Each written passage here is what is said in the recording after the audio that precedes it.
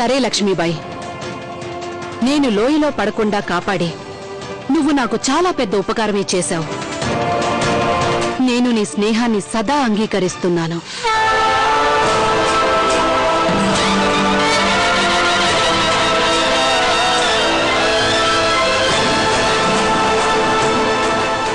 తాత్య గారు, జరిగిందంతా చూస్తుంటే ఎవరో మన మీద పథకం ప్రకారం పెద్ద కుట్ర పన్నినట్టుగా ఉంది. బహుశా అదే నిజమే ఉంటుంది రఘునాథ్ గారు. నాకు కూడా అదే అనిపిస్తోంది. కుట్ర అని తెలియక మనం ఇలా ఈ రోజున ఇక్కడ ఇరుక్కున్నాం. ఓ పంచేద్దాం రఘునాథ్ గారు, మనం ఈ ఖైదీలను వెంట పెట్టుకుని వెంటనే ఇక్కడి నుంచి వెళ్ళిపోదాం. త్వరగా వెళ్ళిపోండి మీరంతా ఇక్కడి నుంచి.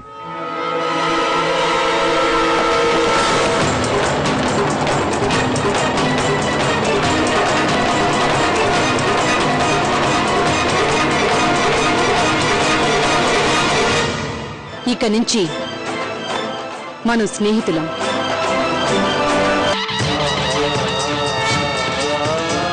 చాలా పెద్ద తప్పు చేస్తున్నారు మహారాణి, చాలా పెద్ద తప్పు. ఝాన్సీ రాణి మాయమాటల్లో పడిపోయారు. నా మాట మీద మీకు నమ్మకం లేనట్లయితే స్వయంగా వెళ్లి ఓర్చాలో చూసుకోండి మహారాణి. నేను ఎప్పుడు ఏ మాట చెప్పినా దాని వెనుక ఒక ముఖ్య కారణం ఉంటుంది. లక్ష్మీబాయిని నేను నా చెల్లెలుగా అంగీకరిస్తున్నాను. అది నువ్వు నీ మట్టి బుర్రకెక్కించుకుంటే మంచిది. ఆగండి మహారాణి. నీ హద్దుల్లో నువ్వుండు.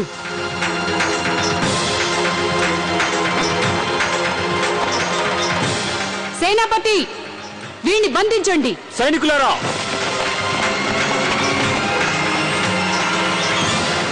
ఓర్చాకి చేరుకున్నాక అంతా తేటతెల్లమవుతుంది. ఇది కేవలం ఆరంభం మాత్రమే ఆంగ్లేయుడా. త్వరలోనే భారతదేశం యావత్తు ఏకమైపోతుంది. అప్పుడు నువ్వు ఇక్కడి నుంచి పారిపోవడానికి దారి వెతుక్కున్నా నీకు ఏ దారి ఉండదు. నేను ఓర్చారాణి గారితో పాటు ఓర్చాకు వెళ్తున్నాను.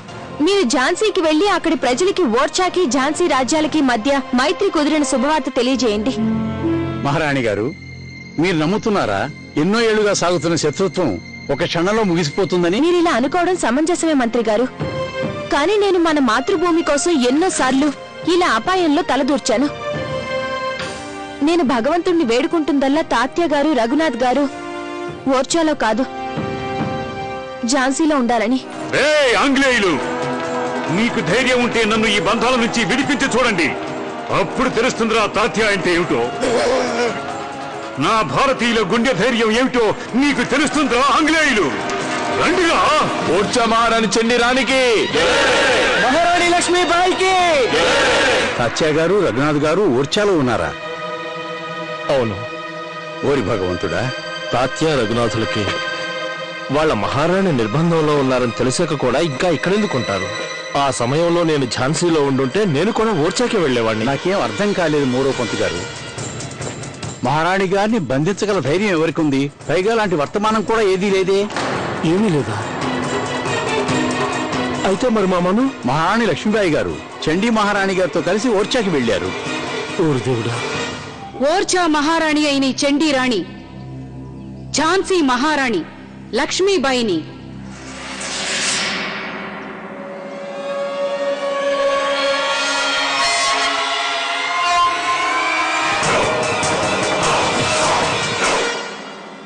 నిర్బంధంలోకి తీసుకోమని ఆదేశిస్తోంది.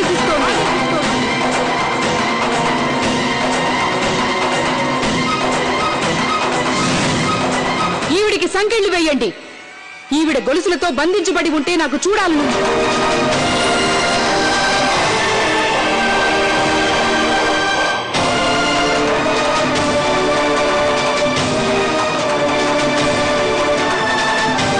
నేటితో మా పూర్వీకుల ఆత్మలకు శాంతి చేకూరుంటుంది. వాళ్ళకి నేను చేసిన వాగ్దానాన్ని ఇప్పుడు నెరవేర్చుకుంటున్నాను. ఇప్పుడు తెలిసిందా చెల్లెమ్మ దెబ్బకి దెబ్బ.